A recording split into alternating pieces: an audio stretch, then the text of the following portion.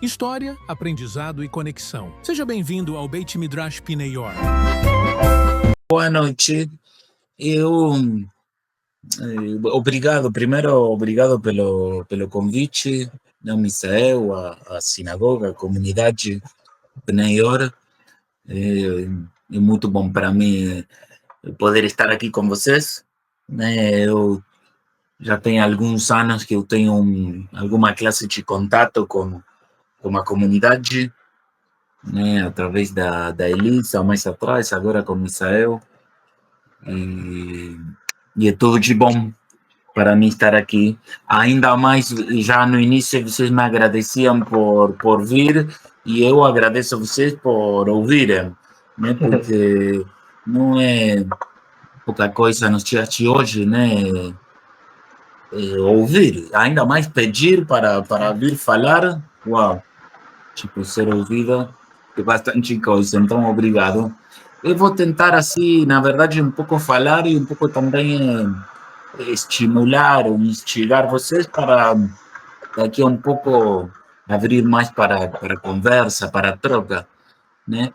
Mas eu quando estava falando com Misael sobre acerca de que falar aqui, né, que tem a ver com, por um lado, coisas que eu faço, que eu estudo, eu estudei, né, e coisas que também me interessam e eu gosto, e aí chegamos para esse lugar do sionismo, né? Do sionismo e particularmente aí coloquei a palavra justiça junto para que a gente pensasse junto um pouquinho o que é isso de sionismo, justiça, se uma causa justa, se sim, se não, e especialmente pensar por quê, né? E ter argumentos, né? Pelo menos algumas noções, né? Porque eu parto da premissa sionista, me identifico, me vejo e posso também argumentar é que nos tempos de hoje, né, o sionismo está sendo muito desafiado. O movimento sionista e as pessoas sionistas sendo muito desafiadas. Então, assim, eu pensei em três momentos assim, do que eu vou falar. Um primeiro momento mais filosófico, vou chamar assim, né? De nos perguntarmos definições, o que é sionismo, o que é justiça. Depois, um segundo momento de pensarmos juntos, troca mesmo. Eu vou perguntar para vocês sobre desafios, né, e trazer algumas opiniões que não são minhas, e que eu acho que são opiniões de peso para a gente falar de sionismo, de justiça. E depois, num terceiro momento, conversar um pouquinho do Congresso Sionista, do último Congresso Sionista que eu tive a possibilidade de participar, né?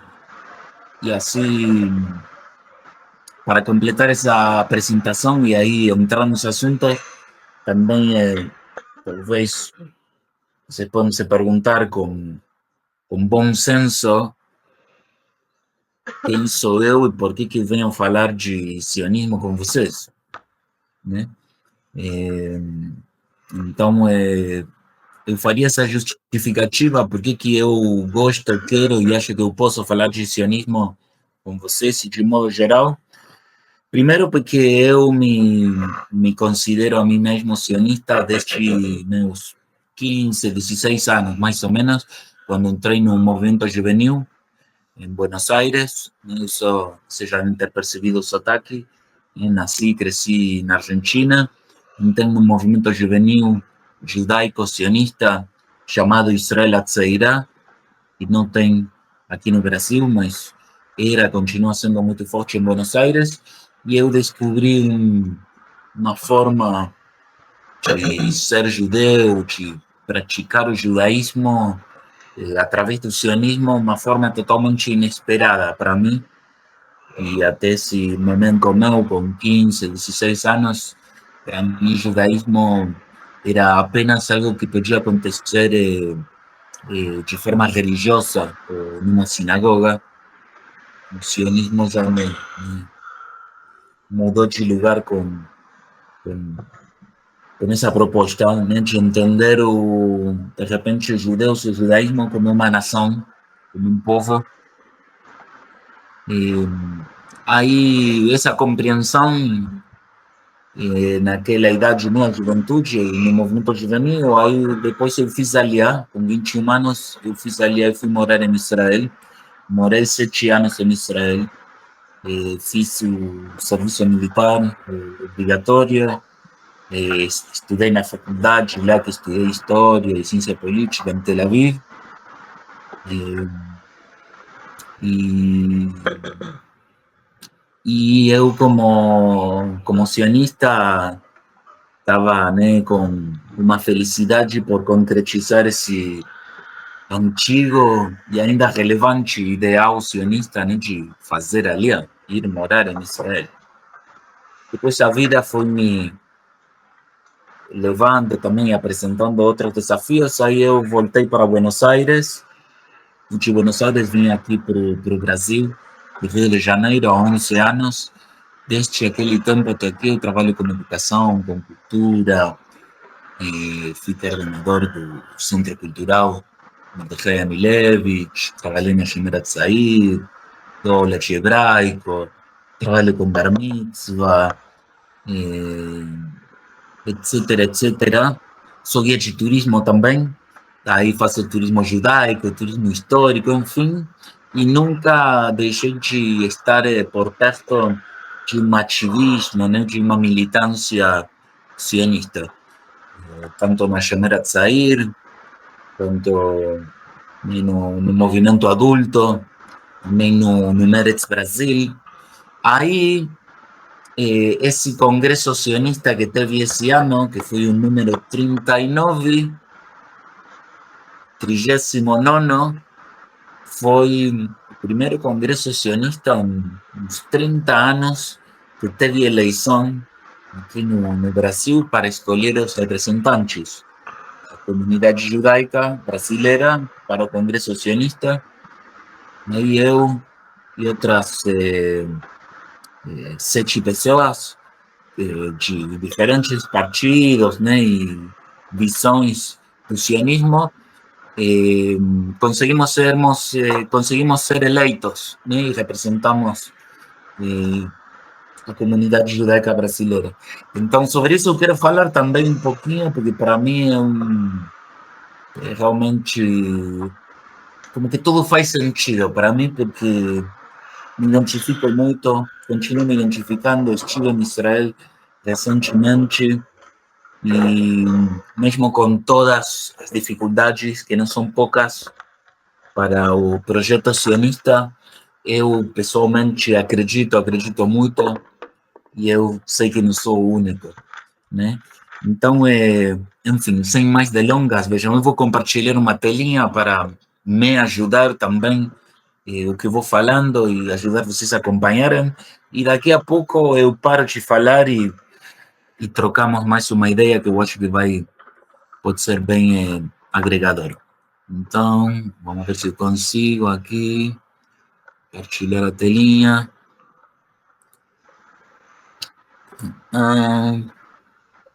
Só um momento. Achei. Esse de Corinthians.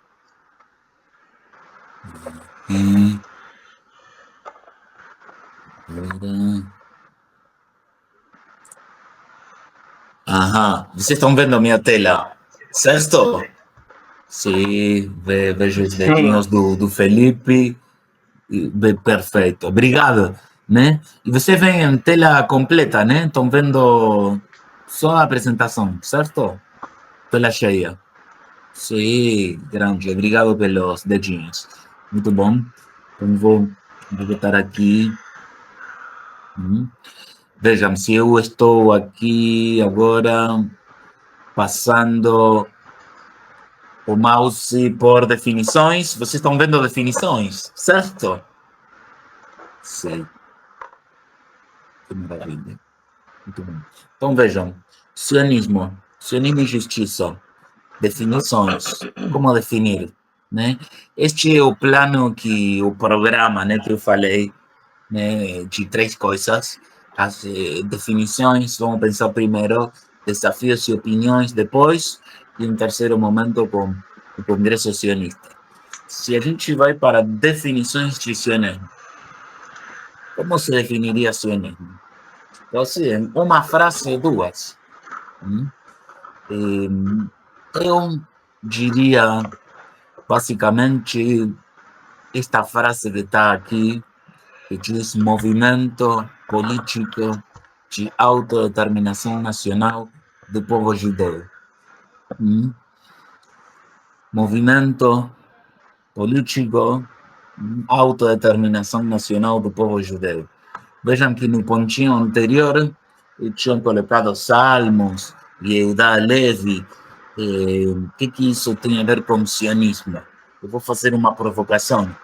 Yehuda Levi, há uns 900 anos atrás, na Espanha árabe muçulmana, escrevia uma série de poemas, né, de saudades de Sião, né, de Sião, saudades, e ele escrevia assim, tem uma das frases, um dos versos fala: eu estou no extremo do ocidente, na Espanha, pensem, se o mundo acabasse no Mediterrâneo, 1000 anos atrás, e Yehuda Levi na Espanha falando: meu coração, eu estou no extremo do ocidente, mas meu coração está no oriente, né? Está pensando em Jerusalém, em Sião, né? Esse Yehuda Levi, 1000 anos atrás. Se a gente vai para os Salmos, Teilim, muito mais atrás, são uns 2300 anos, por exemplo, e anos atrás, que tem um salmo, não lembro agora o número, mas um salmo, esse não é atribuído a David, é um salmo de Jerusalém, que seja esquecido no braço direito. Ou seja, o que eu quero dizer com essas duas citações, de Teilim e de Yehuda Levi, que o sionismo se diferencia dos salmos de Yehuda Levi, porque foi um movimento político. Foi um movimento político, porque saudades, vontade de viver, de retornar a Israel, a Sião, existe desde os tempos dos salmos, desde os tempos de Yehuda Levi na Espanha. Então, a pergunta que viria é: se nos salmos, 2300 anos atrás, se Yehuda Levi, 1000 anos atrás, queriam, desejavam muita saudade, muita vontade de voltar para Jerusalém, por que não iam e voltavam? Acabou a saudade. Chega de saudade, eu diria, né? Por que manter a saudade? Porque os salmos, Yehuda Levi, também na Agadá, né? Agadá de Pesach, em Rosh Hashanah também se deseja Leshanah Abá Yerushalayim, o ano próximo em Jerusalém, mas isso é poesia, é desejo, né? É saudade, nostalgia, não necessariamente é movimento político. O sionismo como movimento político só tem origem uns 150, 170 anos atrás, né, que começam algumas ideias a circular com mais e mais força em alguns círculos judaicos, né, que começam a trazer ali uma coisa nova para o sionismo, ou para essa noção de povo dentro do povo judeu. Porque o povo judeu já se sentia povo antes do sionismo. Está escrito na Torá, dezenas de vezes, né, que os judeus e as judias são um povo, né, mas um povo com autoconsciência nacional, né, e querer, né, criar um Estado-nação moderno é uma noção muito mais para cá no tempo. Então, definições, se tivéssemos que reduzir o sionismo, vai ficando menos palavras, né? Eu acho que a gente precisaria ficar com essas palavras aqui, né? Um movimento político. Um movimento político qualquer, especificamente de autodeterminação nacional. De qual nação? Do povo judeu. Isso foi um pensamento, uma ideologia revolucionária, dentro do seio do povo judeu e para fora também. Porque entender os judeus e o judaísmo não apenas como uma religião, sino como algo mais amplo. Também, a gente também tem cultura, a religião faz parte da cultura, mas não é a cultura toda. A gente também tem um autogoverno, né, político.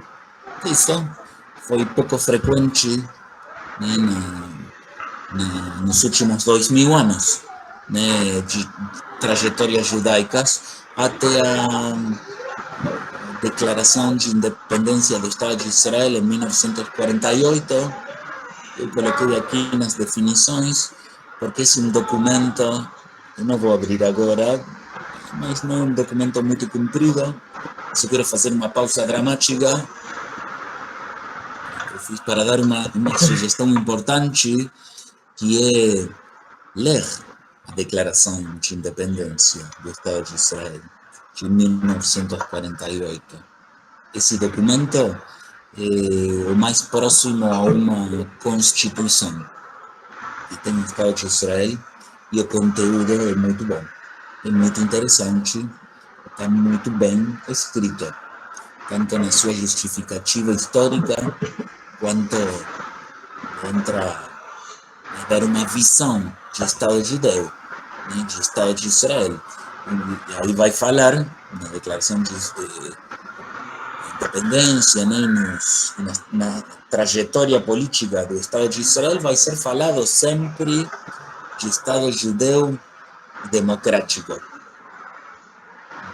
O movimento sionista que existe desde 1897, muito antes do Estado de Israel, o movimento sionista foi constituído desde aquele primeiro momento um movimento democrático, democracia interna.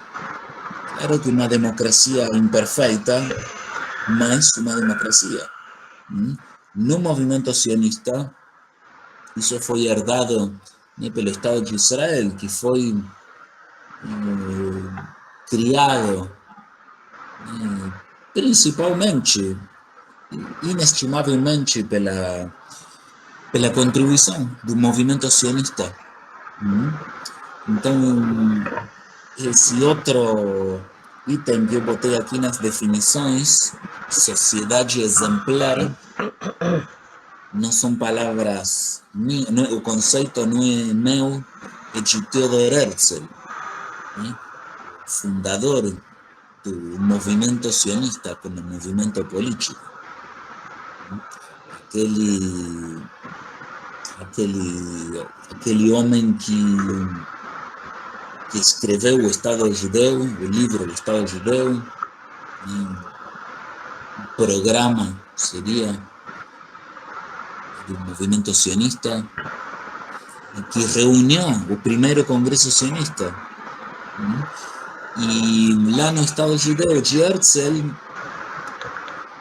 ele já lida com uma pergunta que muitas vezes hoje judeus, judias somos questionados, e sionistas também somos questionados, que se o movimento sionista tinha a meta de criar um Estado judeu e democrático, então acabou o trabalho do sionismo, porque o Estado judeu e democrático já foi criado. obrigado movimento sionista, obrigado sionistas, não precisa mais. E Tá só aparecendo o alguns papai não, o papai tá em dizem, aula. ou nos provocam, ou questionam. Que sempre faz isso, né? Outros acreditamos que não, que o sionismo não terminou, nem vai terminar nunca, e que não terminou com a criação do Estado de Israel, porque tem um trabalho, uma militância que é quase eterna, que é levar a criar uma sociedade exemplar, tanto a sociedade israelense quanto as sociedades judaicas, né? Como a comunidade judaica do estado do Rio de Janeiro, a comunidade judaica no Brasil, né? A gente poder ter realmente funcionamento social dentro de cada uma destas sociedades, seja a comunidade, seja um país, seja um estado, poder ter uma sociedade exemplar, em termos de valores. Então, isso em relação ao sionismo não é pouca coisa, né? Na verdade, né? E eu falei essa parte de filosofia, tá tudo meio assim solto no ar, mas daqui a pouco vamos a algo mais prático. Se eu tiver que aqui comentar brevemente sobre definições de justiça, definições judaicas, a mais tradicional, revisitada, essa que está aqui, agora eu estou passando o mouse, né, com o extrato da Torá, que na Parashá Shoftim, né, no livro Devarim, Shoftim que significa juízes. E aí fala assim, Shoftim v'shotrim titen lecha bechol sha'arecha, אשר אדוני אלוהיך נותן לך לשבטיך ושפטו את העם משפט צדק. Aí vai dizendo, né, fala sobre a justiça na Torá. Mas diz assim, eu vou traduzir agora literal. O que a Torá diz aqui sobre justiça? Diz, juízes e policiais vou dar para você, Deus falando, vou dar para vocês em todos os portões onde Adonai, o Deus de vocês, dá para as tribos de vocês, em todos os portões das tribos de vocês. E esses juízes e policiais vão julgar o povo um juízo justo. Essa é a definição. A definição é boa, né? Mas aí tem que interpretar, né? O que é um juízo justo? Tem que interpretar. Aí tem muitas interpretações possíveis. Aqui dá algumas dicas sobre justiça. Diz, לא תיתן משפט, לא תכיר פנים ולא תיקח שוחד. Não desvie o juízo, não conheça as pessoas que você está julgando e não pega, não toma propina. Shohad. Na Torá, diretão, fala explicitamente, não toma propina, porque a propina enceguece os olhos dos sábios e deturpa as falas dos justos. E aí vem tzedek, tzedek, tirdov. Justiça, justiça, perseguirás para que você possa viver. Justiça você deve perseguir para você poder viver, né? Para você herdar a terra que Deus dá. Justiça. E a gente lê definições e acaba entendendo menos que antes das definições, mas isso faz parte, porque a gente vai se perguntando. Esta definição que está aqui que eu copiei e colei é uma definição de dicionário respeitável. Eu não copiei, infelizmente, mas é um dos bons em português. E vejam o que fala qualidade do que está em conformidade do que é direito, maneira de perceber, avaliar o que é direito justo. Então a Torá fala tem que julgar um julgamento justo. Aqui concorda, mas fala também que é uma maneira de perceber. Então, minha conclusão é que a justiça justiça das pessoas é uma justiça relativa à percepção. A pessoa que está julgando. Então, ali que mora o desafio. Se a gente quer falar de sionismo e de justiça, minha hipótese é que sionismo é muito justo, foi justo e continua sendo justo. Porque eu pessoalmente acredito que é justo que os judeus possam se autodeterminar, se autogovernar num país que possa ser o país, o Estado judeu e também democrático. E que quando esse país é constituído, a gente pode sempre avançar em prol de aprimorar, chegar, se aproximar de uma sociedade exemplar. Esse trabalho interminável. Então, claro que na minha humilde percepção, o sionismo foi e continua sendo justo. Ok? Eu avanço um pouquinho. Eu quero convidar a vocês pensarem, se quiserem abrir o microfone e comentar, vão pensando. Eu, enquanto isso, vou comentando que eu queria pensar junto com vocês sobre desafios para o povo judeu. Eu coloquei aqui de dentro e de fora do povo judeu. Se a gente fala de fora do povo judeu, talvez um grande desafio que depois do 7 de outubro ficou muito assustador, né? Foi o crescimento, foi e continua sendo o crescimento do antissemitismo. Em níveis que a gente pensou que já não ia acontecer mais, né? Dessa forma. Se a gente fala de desafios de dentro do povo judeu, eu penso que o desafio, eu começo pelo final, o desafio seria quem é judeu, quem é judia, e quais são os critérios para definir quem sim, quem não. E aí eu digo, esse desafio não é novo. O povo judeu está ali, este que tem povo judeu, tem histórias bíblicas também, como de Ruth, Moabita, que se converte, entra o povo judeu, enfim, mas certamente um desafio importante, que desafia a todos os judeus, todas as judias, todas as comunidades judaicas, o Estado de Israel também. E quando o Estado de Israel fala que quer ser o Estado judeu, e nós, no Brasil, no Rio de Janeiro, no estado do Rio, a gente se vê e quer continuar se vendo como judeu, judia, e quais são os critérios que colocam dentro, né? E esses critérios são aceitos, né, por quem? Todo tem unanimidade em relação a esses critérios de inclusão ou exclusão do povo judeu. Esses temos desafios grandes no nosso povo, dentro do nosso povo.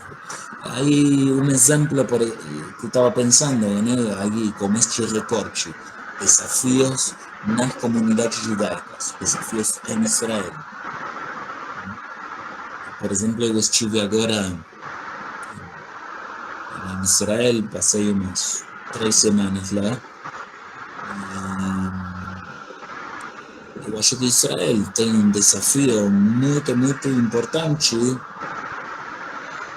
Um desafio do povo judeu. Esse o Estado de Israel, como vai ser daqui a 20 anos, ou daqui a 50? Se é o Estado do povo judeu, judeus, judias que estamos pelo mundo, temos o direito, com certeza, de pensar sobre isso, opinar sobre como vemos o futuro do Estado de Israel. né? E para ser parte, para poder ter influência decisiva, claro que o melhor caminho é fazer aliá, viver em Israel, se tornar israelense, né? Por aí vai. Mas desde as comunidades judaicas aqui, nós acreditamos, sionistas, que é bom, que é necessário ter um contato com o Estado de Israel, ter um diálogo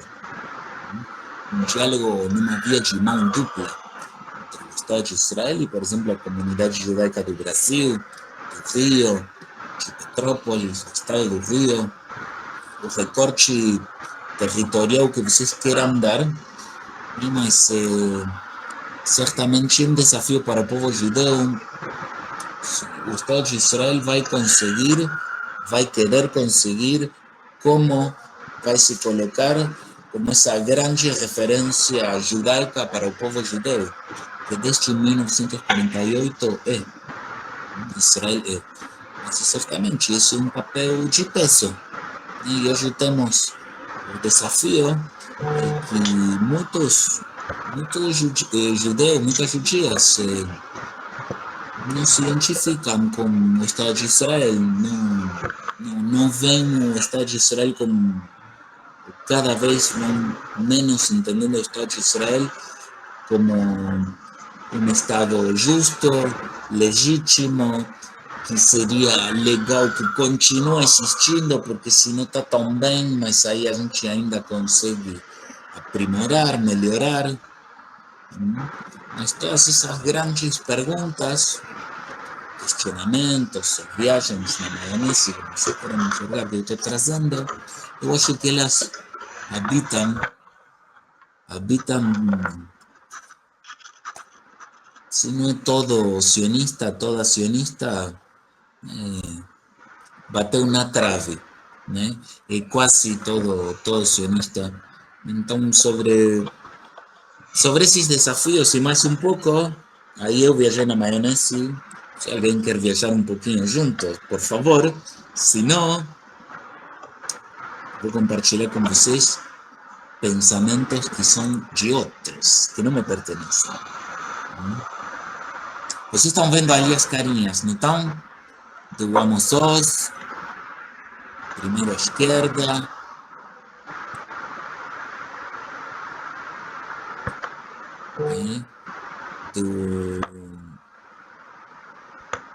Da Fania Oz, ali no meio. Agora eu não estava vendo nem os dedinhos de vocês, eu estou vendo vocês também.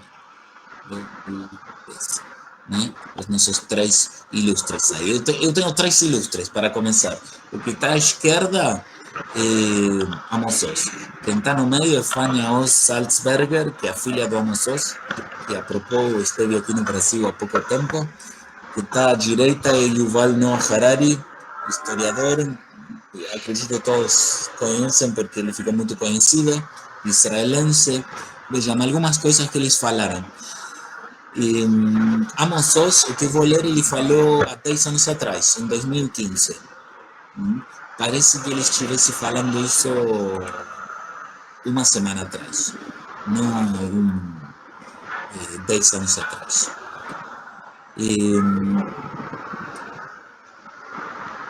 A apresentação caiu, verdade? Sim. Sim, desconectou. Tá bom, eu vou botar de novo. Mas sabem o quê? Agora eu vou compartilhar com vocês, vou ler para vocês um pouquinho de Amos Oz. Vejam o que Amos Oz falou. Né? Desafios, eu estava tentando pensar junto. Desafios para o sionismo, para o povo judeu. Disse Amos Oz, 10 anos atrás. Se não tem uma solução de 2 estados e rápido, então haverá aqui um único estado. Se vai haver aqui um único estado, será um estado árabe, desde o mar até o rio Jordão. Se vai haver um só estado árabe, eu não invejo aos nossos filhos e netos. Eu disse, um estado árabe desde o mar até a Jordânia. Eu não disse um estado binacional. Com exceção de Suíça, todos os estados binacionais e multinacionais encontram dificuldades. Bélgica, Espanha, ou, pelo contrário, já tem colapsado num banho de sangue, como Líbano, Chipre, Iugoslávia, União Soviética, Iraque, Síria e Ucrânia.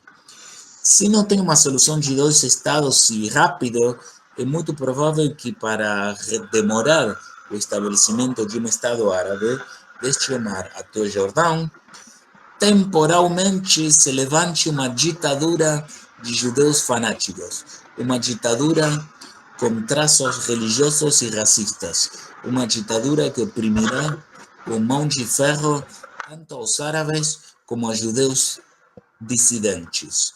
Uma ditadura assim não durará muito. Quase nenhuma ditadura de uma minoria oprimindo uma maioria tem durado muito nesta nova era. Mesmo ao final desse caminho, uma ditadura de uma minoria judaica sobre uma maioria árabe, e incluso ao final deste caminho, nos espera um Estado árabe, desde o mar até o Jordão, e talvez mesmo um boicote internacional, ou um banho de sangue, ou ambos castigos juntos. Vamos ver, 10 anos atrás. Parece que falou semana passada. Assim estamos. Isso falou Amos Oz. Vejam que curioso, né, que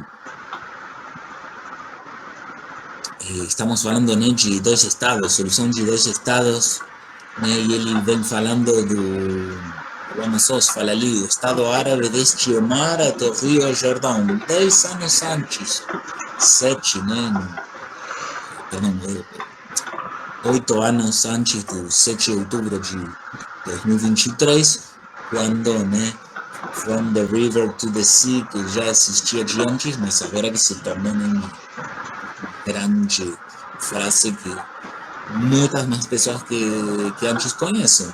Não sei, já disse muito tempo atrás, né, e dali uma opinião, né, sobre esse grande desafio. Eu vou compartilhar outra opinião.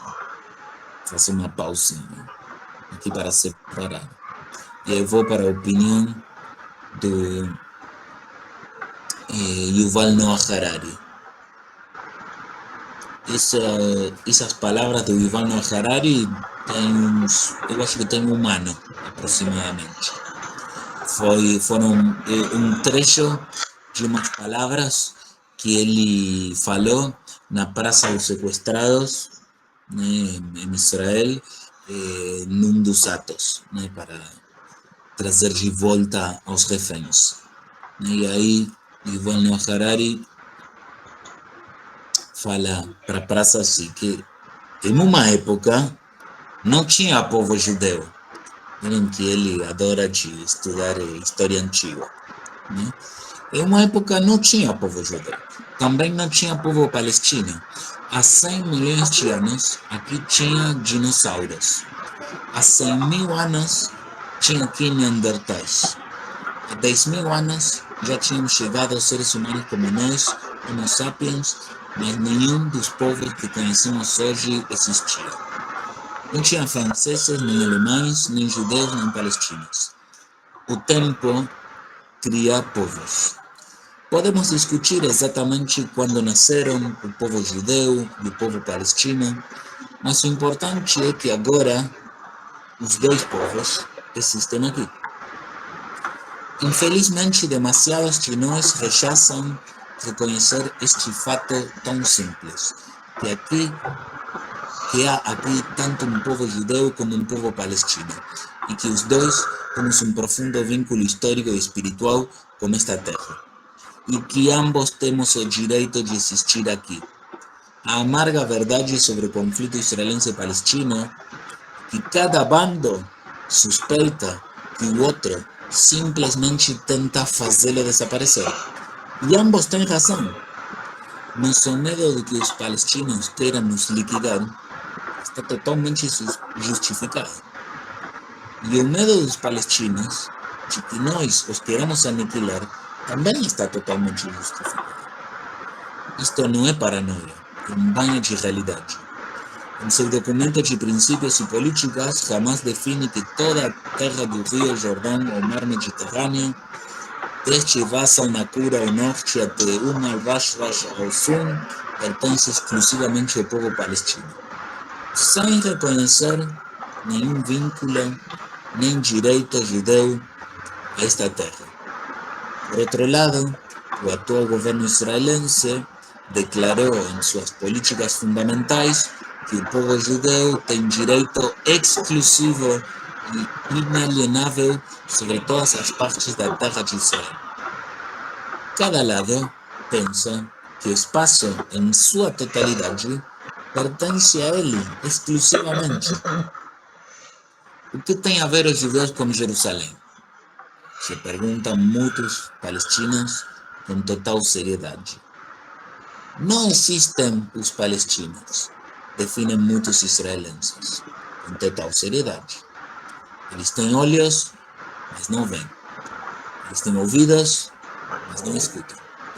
Como podemos explicar este nível de negação? A realidade é geralmente complexa e vasta, mas muitas vezes nossas mentes são estreitas e pequenas. É difícil apertar tanta realidade em pouca mente. O que fazem as mentes pequenas? Tentam fazer desaparecer o que não conseguem digerir. Não posso aceitar isso, diz a mente. Então precisa desaparecer. A necessidade de fazer desaparecer partes inteiras da realidade, povos inteiros, é o combustível do ciclo de sangue e hostilidade que cresce e piora a cada ano. À medida que as pequenas mentes tentam destruir o que não são capazes de conter, da mesma forma se fecham e apequenam cada vez mais. O que resta é eu e eu. E o mundo se torna tão estreito como de uma formiga. Mas a verdade é que o mundo é grande. E mesmo este estreito território entre o rio e o mar é suficientemente grande para os dois povos. Não tem aqui uma escassez objetiva de terra. Tem espaço suficiente entre o Jordão e o Mediterrâneo para construir casas, caminhos, fábricas, escolas e hospitais para todos. Sofremos não por causa da estreiteza de terra. Sofremos mais por estreiteza de mente. Yuval Noah Harari. Essa foi boa. É que eu gosto, viu? Vocês podem não discordar, tá tudo bem, né? E o que é interessante, mesmo quando a gente discorda, é dizer porquê. Quando a gente concorda, também saber dizer porquê, né? Mas essa do Yuval Noah Harari, eu acho que ela toca numa fibra humanista e universalista que eu acho que é muito judaica, em parte, e muito necessária. A Fania Oz, que eu coloquei ali também, ela fez umas críticas importantes. Já vou dar aí a Cláudia, né, que levantou a mãozinha. Foi a vitória, mas eu acho que Foi a vitória. Ezequiel. Ah, tá bom. Ah, que pena. Eu queria que fosse de propósito. Mas não, tudo bem, tudo bem. Uma ideia rápida da Fania, filha do Amos. Ela fala, o que eu vou ler, ela falou há um mês e meio atrás. Bem recente. Mas é logo antes da libertação dos últimos sequestrados, e umas 2 semanas antes da libertação dos últimos sequestrados. E vejam em que termos ela falava e o lugar de fala que ela tem, né? Fania Oz, ela é historiadora, ela tem também um espaço na opinião pública israelense, ela não é a única, mas a fala diz o seguinte, 1 mês e meio atrás: os sequestrados e suas infelizes famílias foram traídos pelo governo israelense. A fome em massa em Gaza é um fato terrível e decisivo. Os assassinatos diários em centros de distribuição de alimentos não são legítima defesa, mas um crime de guerra chocante. O direito internacional está do nosso lado há muito tempo. Soldados estão sacrificando suas jovens vidas em vão, pior que em vão, por um propósito prejudicial e destrutivo. O público moderado no mundo e os últimos amigos de Israel estão se distanciando de nós, horrorizados. Isto, Fania Oz falou 2 semanas antes de ter o cessar-fogo assinado, esse que está vigente agora, que é muito delicado e muito frágil, né, que foi uma articulação política brilhante, né, do Donald Trump, e que, se vocês sentiram crítica muito forte que Fania Oz fez para o atual governo de Israel, que é o mesmo, que, segundo vários analistas, Fania Oz, eu também enxergo dessa forma, não é uma posição que não seja conhecida, que o atual governo de Israel esticou a guerra por razões políticas, né, e não por razões militares. Claramente, após o 7 de outubro de 2023, era necessário uma classe de ação, né, ou reação, né, que tinham sido os ataques terroristas do Hamas. Mas nessa guerra que durou 2 anos, um ano e pouco depois, Tzahal, o exército de Israel, os maiores nomes da segurança em Israel já tinham comentado que os objetivos militares já tinham sido alcançados, mas que politicamente quem dá as ordens de quando começa, quando termina, como se faz uma guerra num Estado democrático como o Estado de Israel, o governo de Israel. Então, isso torna o Estado de Israel democrático. Mas outro fator aqui que faz parte do desafio, né? Dos desafios que tem o sionismo, que tem um povo judeu. Eu vou pulando um pouquinho ou avançando para o terceiro ponto que eu queria trazer para vocês, que é o do Congresso Sionista e atualidades.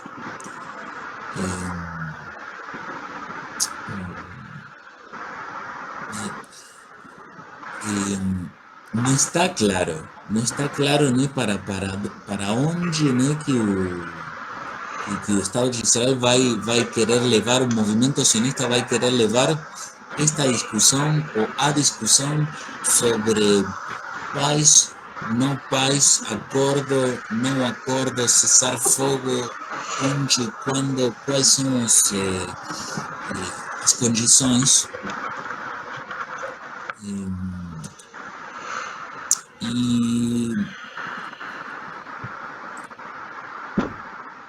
E nós conseguimos, no movimento sionista, no Congresso Sionista, que saia uma declaração que pede ao governo de Israel levantar uma CPI, uma Vadat Hakira Mamlachtit, que possa investigar de forma independente como que o governo lidou, primeiramente reagiu, né, ao 7 de outubro, o que teve 7 de outubro e qual foi a reação, né, e as consequências, né, como foi feito depois da guerra de Yom Kippur, no ano 73, e que o alto extrato político israelense assumiu as responsabilidades da surpresa, do despreparo militar de inteligência em 1973, aquele governo teve a grandeza de poder assumir a responsabilidade. O governo de Israel não só que não tem assumido responsabilidades, senão que nem tem avaliado elas. Não tem uma comissão, uma CPI.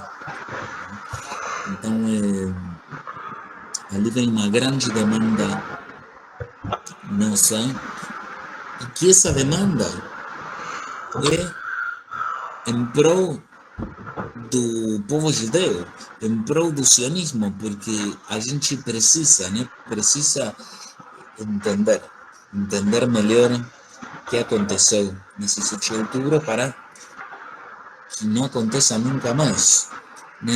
E estou falando, né, não da parte que seria mais óbvia para nós, que o que Hamas fez, né? Os ataques, os excessos, o terrorismo, isso nós sabemos muito bem, sabemos desde as 6h30, 7 da manhã, do 7 de outubro de 23, sabemos porque muitos sequestrados puderam voltar, dentre eles amigos queridos meus, né?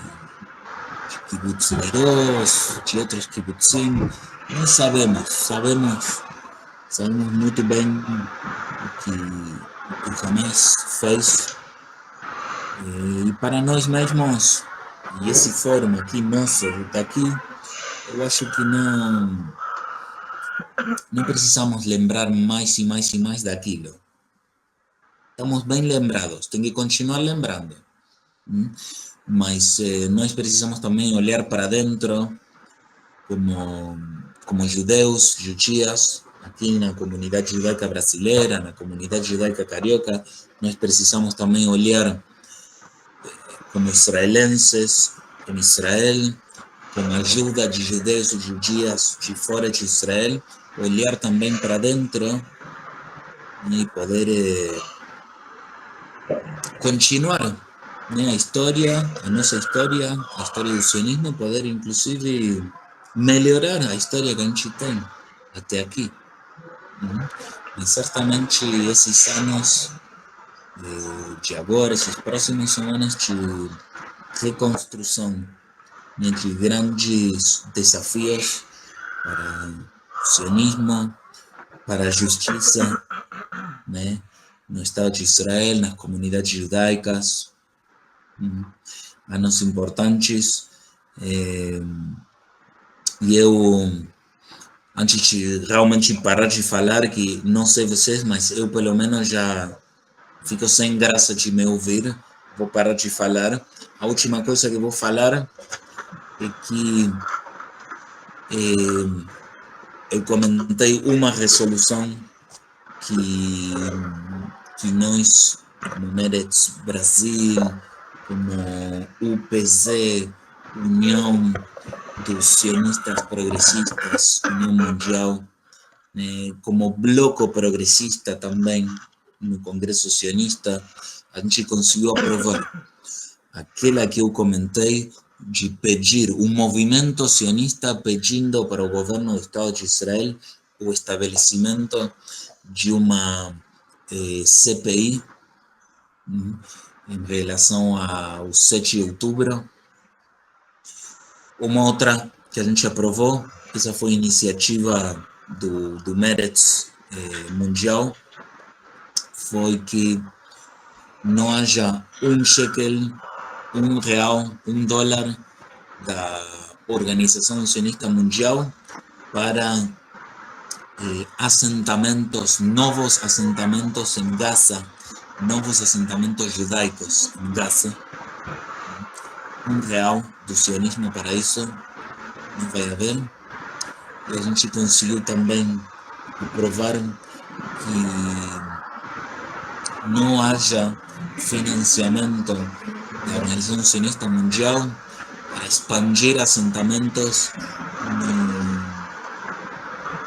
no I1, no setor E1 da Cisjordânia.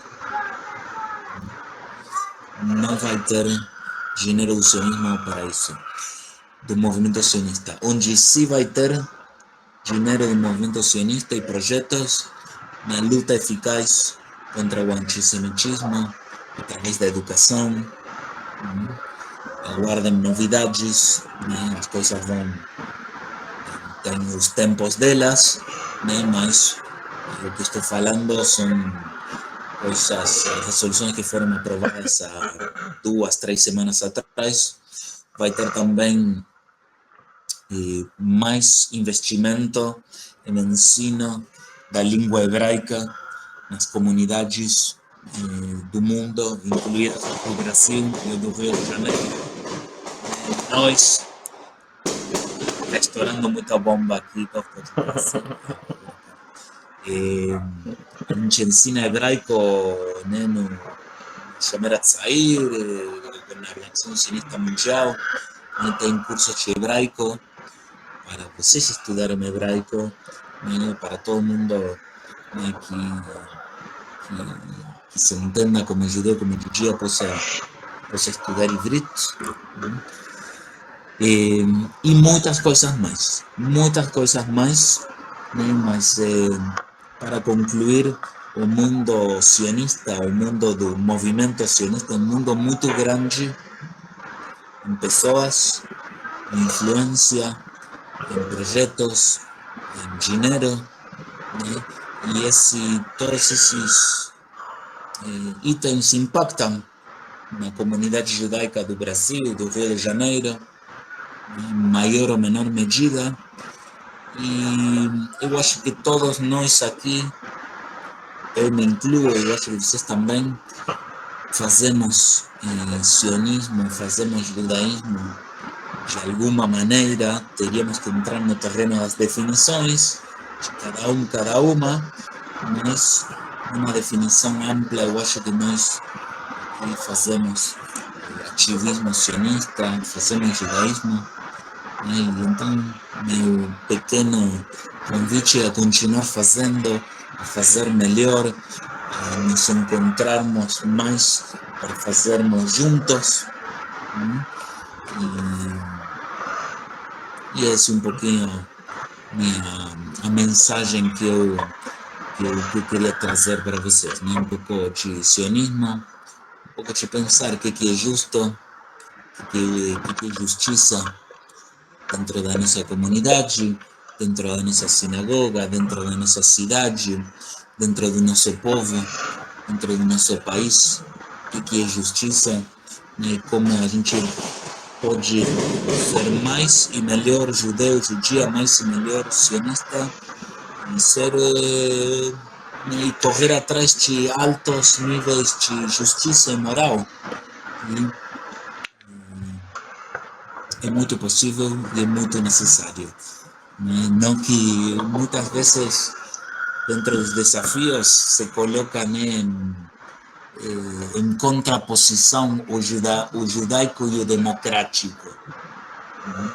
Lá aparecia no Amos Oz também, na primeira citação, né, que